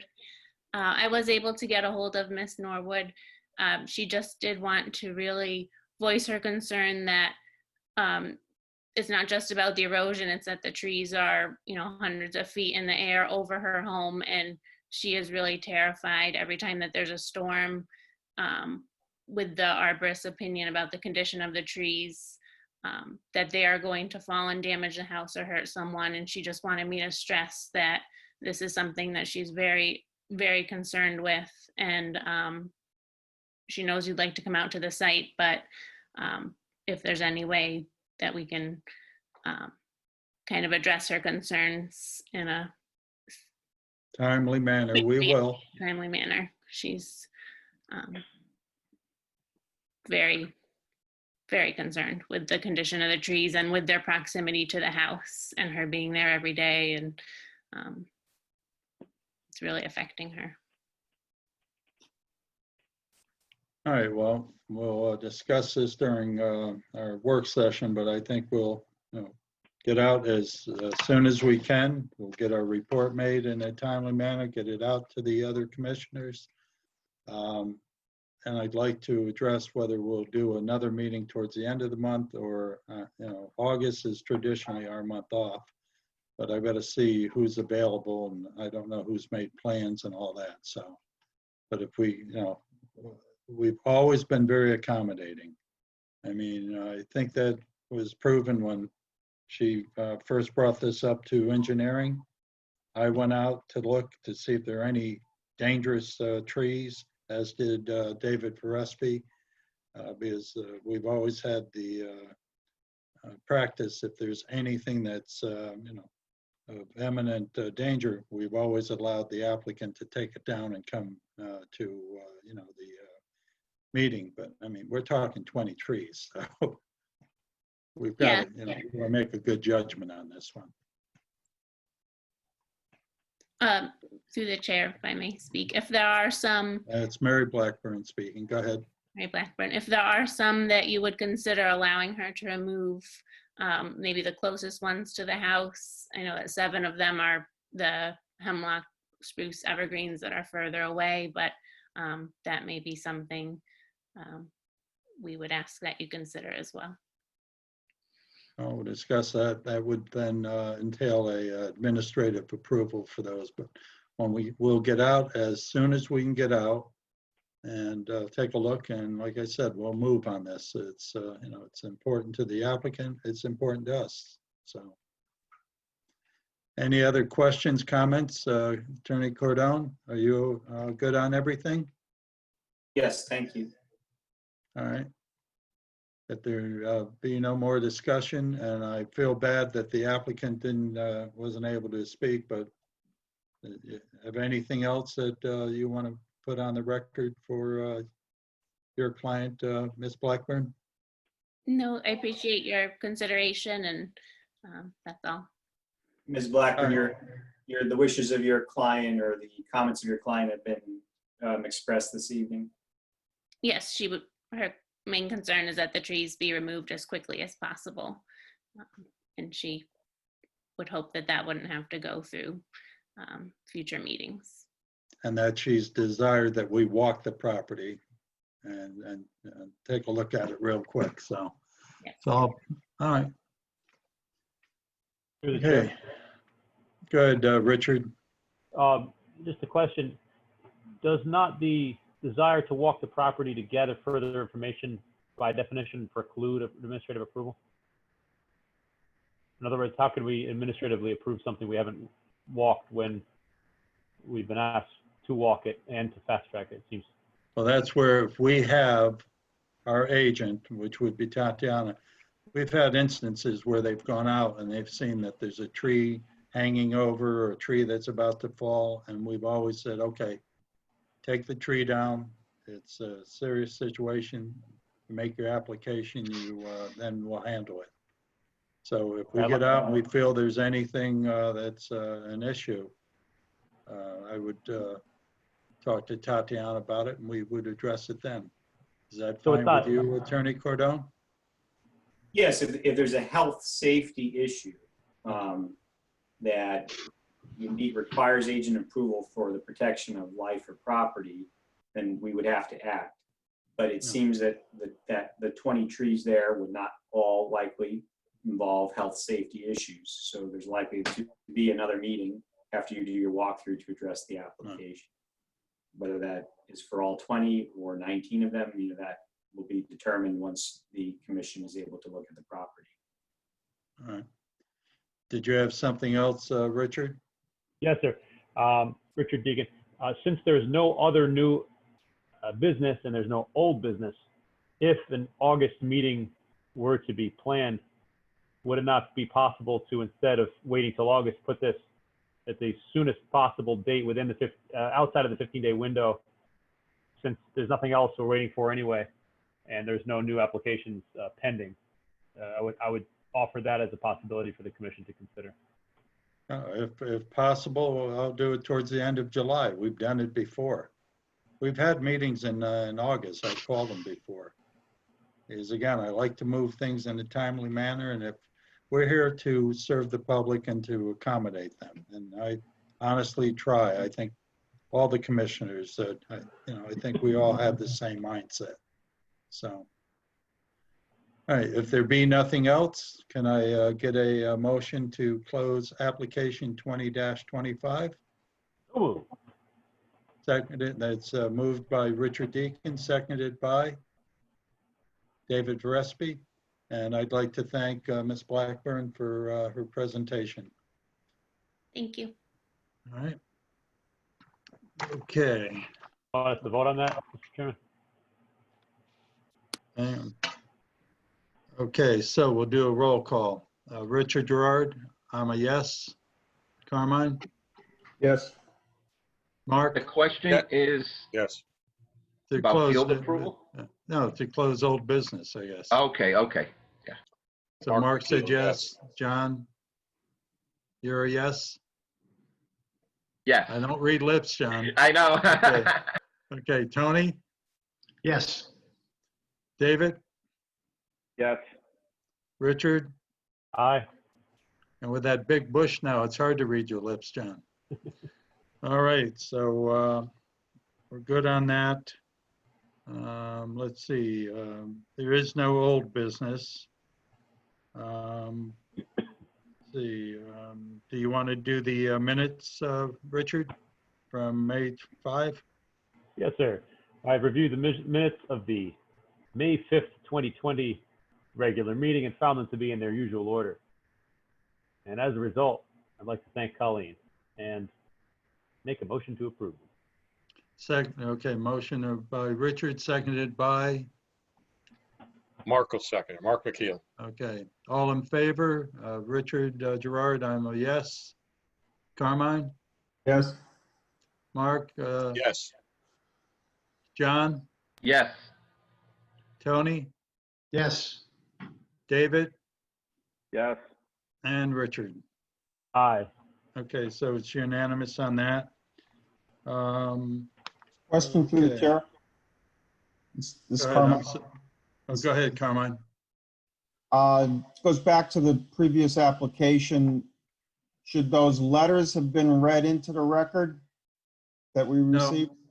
No, because this was in a discussion with our attorney. He said because it wasn't a public hearing, that wasn't the case, right, Mr. Cordone? On Yes, the emails? we are not conducting a public hearing on this application at the moment. So those correspondence is passed along to you as all correspondence is to the commission members. But it's not put into the record tonight. Okay. All right, next thing is field inspection. Obviously, we're going to walk application 20-25. At this point, we'd normally be doing a date and all that. So what we'll have to do is I will talk to Colleen and Tatiana and David, and we'll try to coordinate something. If any of the other commissioners want to come out or go out on their own and look, just make sure you coordinate it with Colleen so she can record it. And we'll get out there as soon as possible. So tomorrow I'll give you a call, Tatiana, and we'll see what your schedule looks like. And same thing with David. Okay, before we go to to talk about Long Hill Market on anything that rightfully comes before the commission. The Conservation Commission wanted the permission to circulate the lakeside letter. I think all of you saw that. It was sent out to you.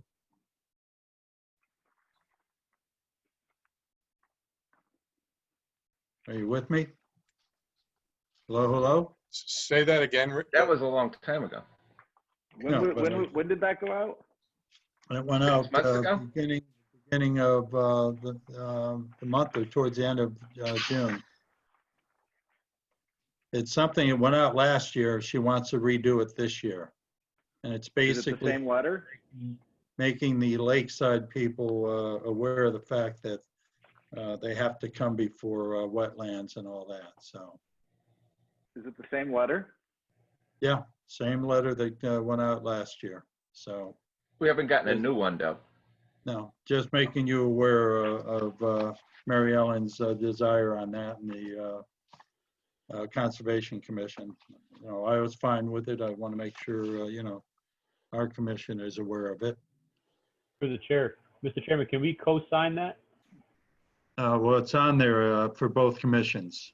Okay. It I'd like to- identifies both commissions, so. That's excellent. All right, let's I go do not back have any to, objections to that. all right, so we're all fine. If I don't hear anything objecting, I'm just going to assume it's fine with everyone. Is that good? All right, let's go to discuss application 20-24. We were discussing doing an administrative approval. Commissioner Loria had a couple of questions or a couple of items that you wanted to talk about. Mr. Chairman, I believe I need to put Commissioner Verespi on hold. Oh, I'm sorry. Thank you. I don't Bye. know. Thank you. I don't know what I'd do without you, Tatiana. And you know, it's sad. I've got the note right in front of me.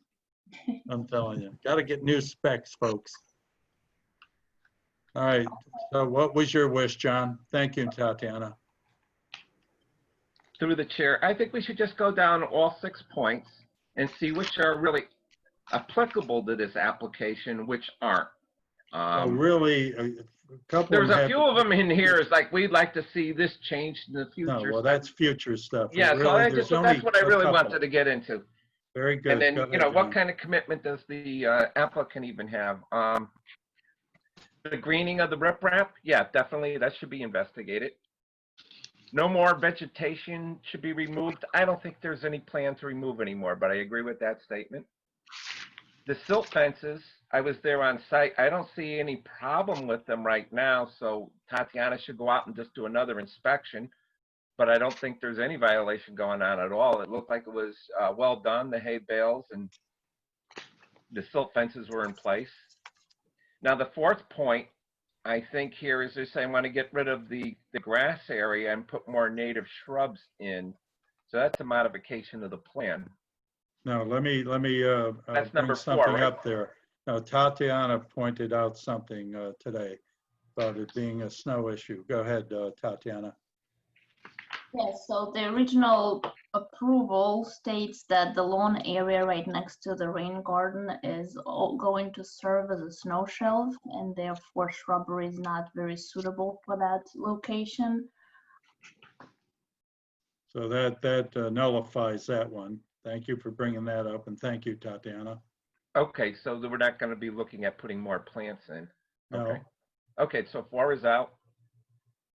Number 5 is not applicable. Now, that's a future thing that has That's a nothing future- to right. do with this application. And then I don't know how we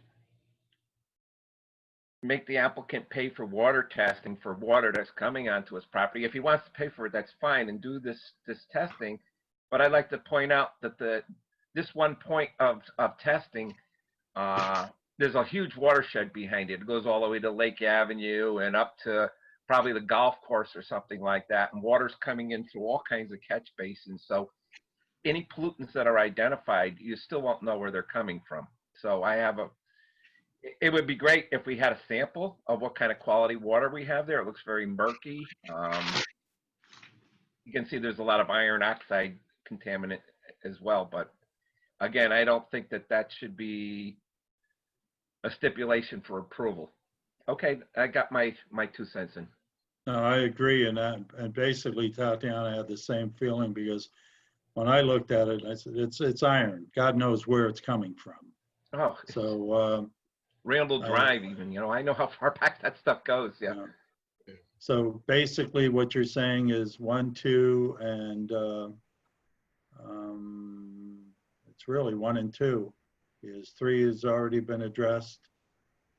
4 is a non-issue, and 5 and 6 don't have anything to do with the applicant. So, Through the chair, if it's Mark McKeel, I'm Tatiana. I'm sorry. I'm looking at the map. I didn't understand what you said about the snow shelf.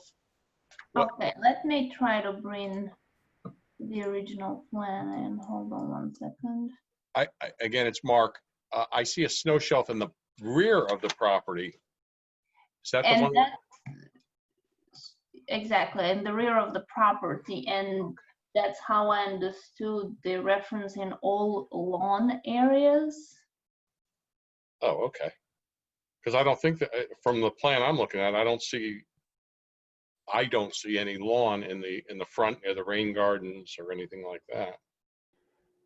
really isn't. It's really a non-issue. Yeah, that's okay. That's what I thought. I just wanted to be clear. Snow storage, the snow shelf is in the rear of the property. So. All right, and then Richard, you had comment? Yes, through the chair. I'm looking at the map here, and there's a curious amount of area that's being flowed from and contaminated by sources of contaminants off-site. I don't know what recourse the commission has. We can't instruct the state, but can we, first of all, request that the state conduct such water testing, because it's going not only in the federal floodway, but directly down to the Pequannock is the direct watershed. And it's unusual in that it is flowing north. And furthermore, is that I really wouldn't see that as a condition of approval for the applicant. But No, it can wouldn't the town, be. so can the town take it upon themselves to request that the state undertake and fund that test? It is on a state road and it flows into a state protected waterway.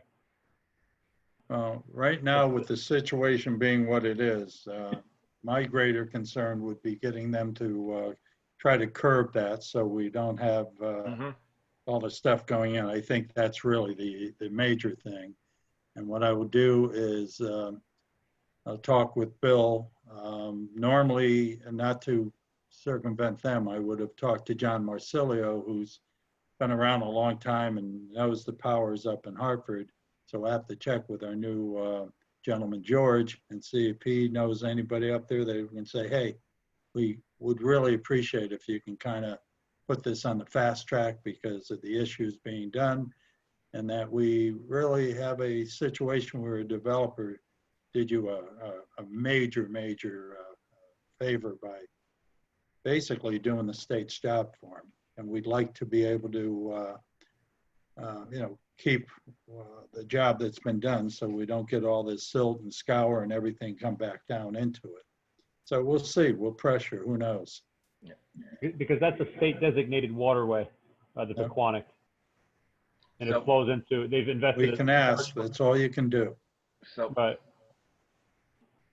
through the I know chair, the state's invested thousands downstream for the preservation of wildlife. There's a salmon ladder.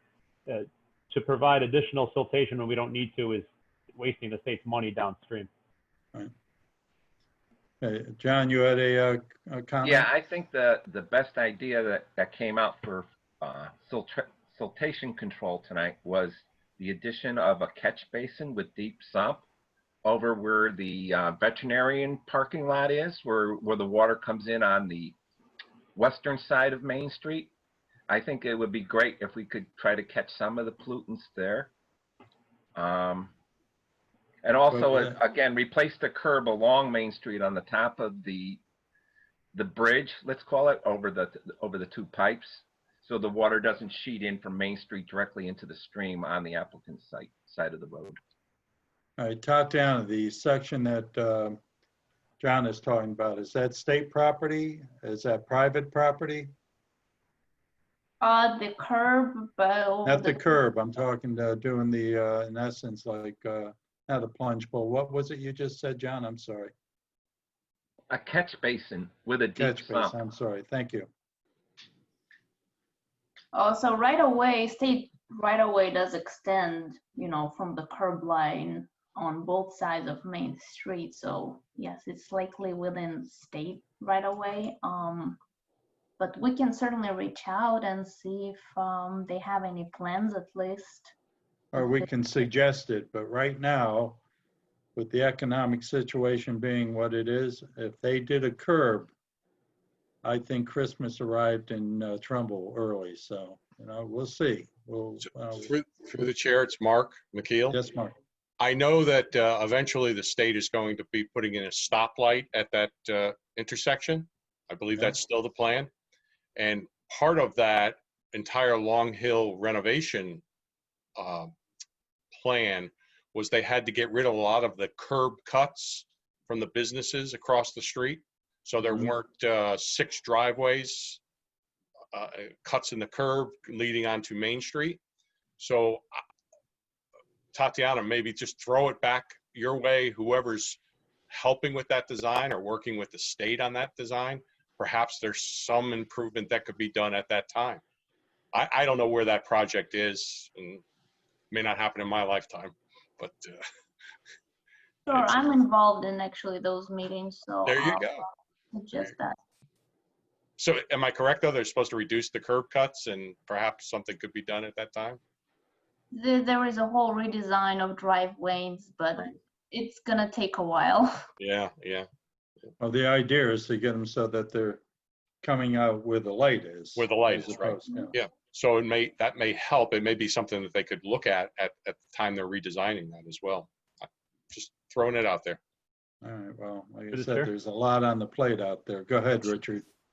I just consulted, I did a little research here in their detailed files. This is the Pequannock River watershed-based plan from September 2011. I believe Mr. Loria was our representative there. And it's mentioning a wide range of cleanup opportunities that they were intending on pushing through. If you look at section 2.2.2, the second goal was water quality. And it mentions objective 2.1 of the Pequannock River watershed-based plan of 2011 is to continue water quality monitoring programs to identify pollution sources, follow long-term trends in water quality, and track the progress of the watershed-based plan. And also 2.7 talks about illicit wastewater and non-stormwater discharges. So clearly they were making an effort to clean up the waterway. And this has been an initiative for the last 9 years. Unfortunately, we haven't heard a lot from it recently, but we are a signatory to that initiative. So with that being said, we can strongly urge the state to follow through with what they've already signed, that agreement with a wide range of stakeholders, including the Trumbull Inland Wetlands Commission, to maintain the quality of that watercourse, because there's a tremendous amount of waterway south of us that is going to be detrimentally affected by our pollution up north, throughout the rest of Trumbull and all the way through Bridgeport. And if it's as simple as the state funding a water quality study and then enacting a plan that they've already approved 9 years ago, it should be easy. All Even right, the state of Connecticut suggestion. should take 9 years. Okay, suggestion, email that over to Tatiana. That can be part of her letter. And then if necessary, we'll get our legal on it.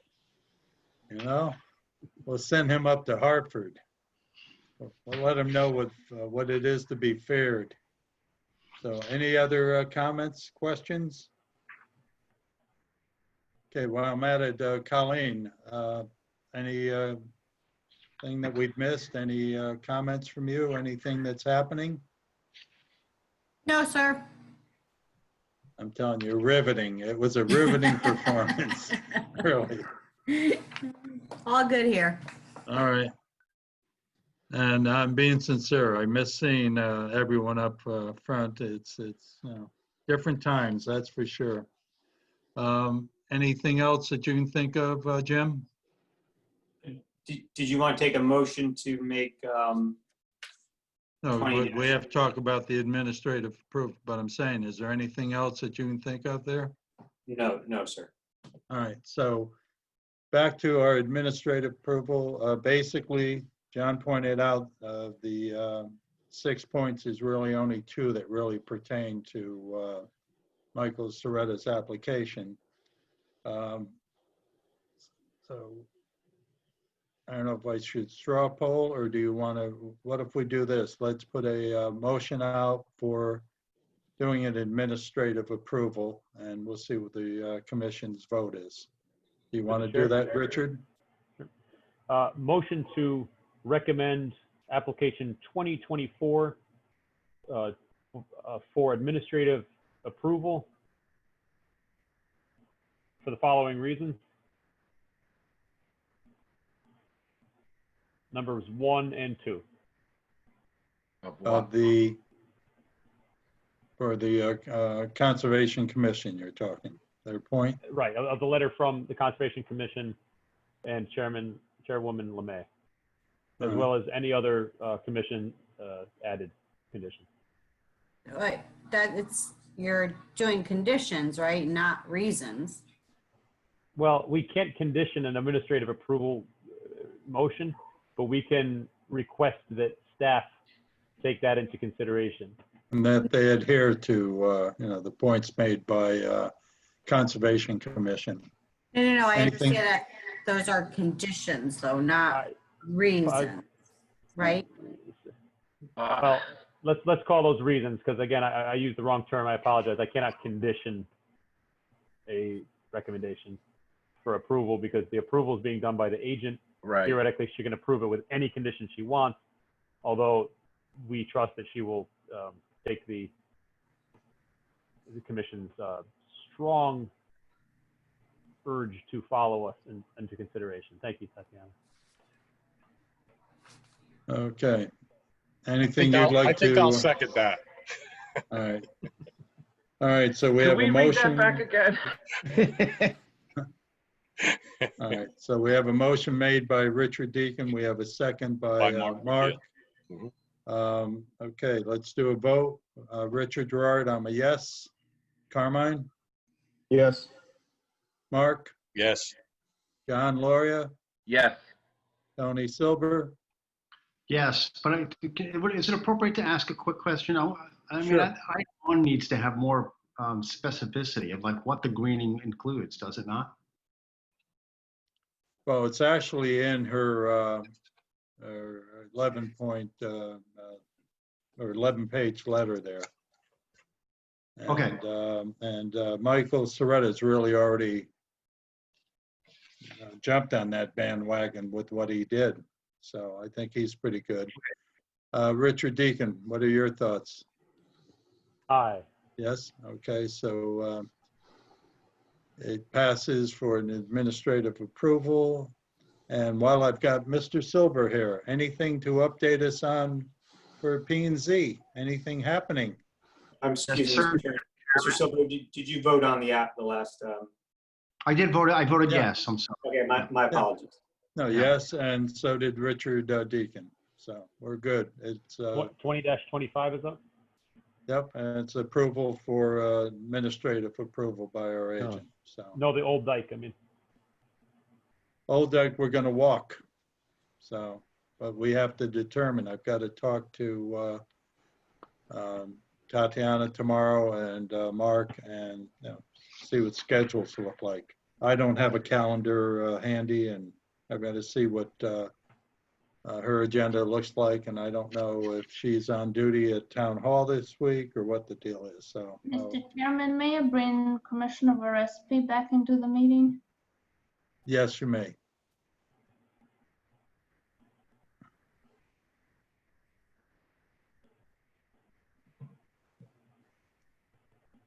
So, Mr. Chairman, it's not possible to have a administrative approval request pendant upon our walk results? Are we talking for Old Dyke? Correct. No, Old Dyke is not an administrative approval. If there's a situation with health or safety, then I'll have Tatiana or Bill address it and said if there's a situation with 1 or 2 trees that we feel is a problem, we would always give the applicant permission to act on it, you know, post haste, and then we take it up later. Right, Mr. Cordone? Correct. So, all right, back to that riveting question. What's happening at P&Z? Anything before we close the meeting? Yes, sir. We have, this is Commissioner Silber. We have a pretty major, well, probably the major application of the year coming up next week. We're having a meeting on the 15th and pertaining to development of apartments at the mall. And so the proposal is for 260 units. The developer's calling it luxury units, but it's going to be market rate apartments, mostly 1 and 2 bedroom apartments, called the Residences at Main. I think it's 5 buildings, all of which are around 30 to 60 units, all on that that plateau up by Main Street. A separate 7-acre parcel they purchased some years ago. I'm sorry? I said that 7+ acre parcel they purchased some years ago. Yeah, it's 10.5 or something close to that. That's right. Also, So for the that's it. record, I'm sorry, I mean speak over to Tony Silber is the liaison for our commission from P&Z. I'm sorry, for the record. Go ahead, Tony. Yeah, that's so that's at 260 units. A meeting next week where it's a somewhat extraordinary meeting in that we're going to be, the commission is going to be meeting live with the applicant in town hall. And I guess that's it. If you have any questions about it, I think it's probably the biggest application for the town of Trumbull for the year in terms of land use.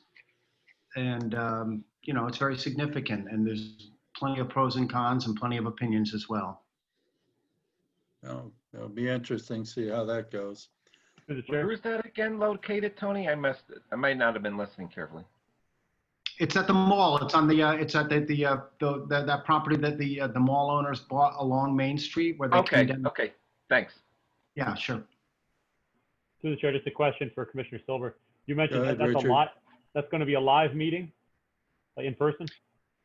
Yes, sir, Commissioner Deacon. It's the commission itself with the applicant will actually be at town hall, and the public will be able to stream in. I don't think they're allowing the public. Okay, thank you.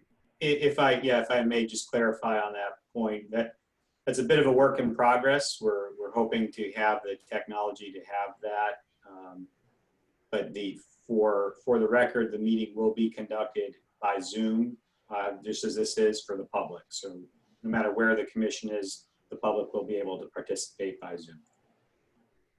Excellent. All right. Tatiana, Colleen, any other items that I've missed? No correspondence, anything? All right, I will be talking to Tatiana tomorrow, and I will have Colleen send out email as to what we're planning on doing for the walk, so we keep the rest of the commission apprised of what we're planning for Old Dyke. And if there be no objections, I move to adjourn. Thank you all, and stay safe.